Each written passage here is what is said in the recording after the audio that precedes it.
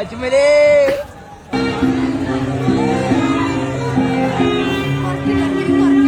പുള്ളിക്കാരൻ ചിരിക്കുകയാണോ ദൈവം?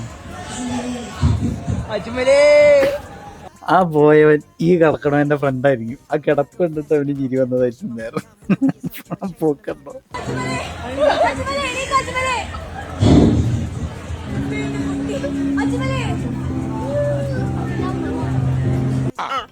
പൊന്നോ കൊടുക്കത്താ പിന്നെ എനിക്ക് അടിപൊളി.